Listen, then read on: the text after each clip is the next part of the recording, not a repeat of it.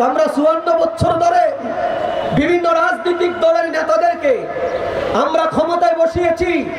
এই দেশের মানুষ আমরা তাদেরকে ক্ষমতায় দিয়েছিলাম আমাদের ভাগ্য পরিবর্তন করার জন্য, আমাদের মা বোনদের অধিকার সুরক্ষিত করার জন্য, ইফতিজিং বন্ধ করার জন্য, আমার যুব সমাজকে মাদক থেকে মুক্ত করে আদর্শ যুবকে পরিণত করার জন্য, আমাদের বিশ্ববিদ্যালয়গুলো আন্তর্জাতিক মানের বিশ্ববিদ্যালয় করার জন্য, আমার দেশবাসীর অধিকারকে পূর্ণ প্রতিষ্ঠা করার জন্য বারবার আমরা যাদেরকে ক্ষমতা দিয়েছিলাম, যদি জিজ্ঞাসা করি কি পেলাম, আমরা বলতে পারি দেশবাসী একটাই বলবে, আমরা বারবার তাদের নেতৃত্বে এই দেশকে দুর্নীতিতে চ্যাম্পিয়ন হতে আমরা দেখেছিলাম।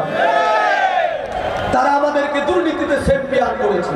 এই ছাড়া বাংলাদেশের রাজনৈতিক দলের নেতারা যারা ক্ষমতায় ছিল, যারা ক্ষমতার স্বাদ গ্রহণ করেছিল এবং যারা ক্ষমতার অংশীদারিত্ব হয়েছিল, কেউ 5টা আসন নিয়ে, কেউ 10টা আসন নিয়ে, কেউ 1টা আসন নিয়ে, আমি বলবো এই 54 স্বাধীনতার 54 বছরের যত ব্যর্থতা আছে ওই সকল রাজনৈতিক দলের নেতাদেরকে আগে ব্যর্থতাগুলো মেনে আগামী দিনে তারা রাজনীতির মাঠে তারা নামতে হবে।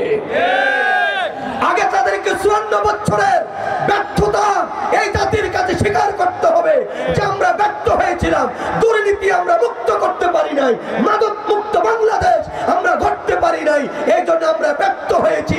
আমরা নারীর অধিকার আমরা সুরক্ষিতভাবে দিতে পারি নাই, আমরা গরিব দুঃখী মেহনতি মানুষের অধিকার আমরা দিতে পারি নাই। আগে এই সুদীর্ঘ 54 বছর, কেউ 9 বছর, কেউ 15 বছর, কেউ 25 বছর যারাই ক্ষমতায় ছিল, জাতির কাছে ত্রয়োদশ জাতীয় সংসদ নির্বাচনের আগে তারা তাদের ব্যর্থতার জন্য জাতির কাছে মাপ চাইতে হবে, জাতির কাছে ক্ষমা চাইতে হবে। মাপ না ছে, ক্ষমা না ছে, বারবার আলতা শুরু লাগাইয়া বারবার রাজনীতির পোশাক পরিবর্তন করে,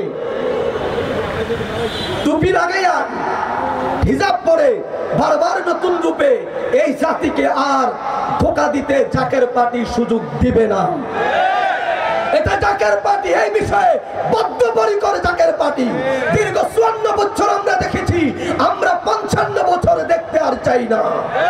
সুতরাং আগামীর বাংলাদেশ হবে জাকের পার্টির বাংলাদেশ, আগামীর বাংলাদেশ হবে মুস্তফা মির ফয়সালের বাংলাদেশ, আগামীর বাংলাদেশ হবে মেহনতি মানুষের বাংলাদেশ, আগামীর বাংলাদেশ হবে এই দেশের আমার মা নিরহ মা বোন যারা আছে, অধিকার বঞ্চিত যারা হয়েছে, আমার ওই মা বোনদের পূর্ণ অধিকার প্রতিষ্ঠার বাংলাদেশ। সেই প্রত্যয় নিয়ে জাকের পার্টি কাজ করে যাচ্ছে।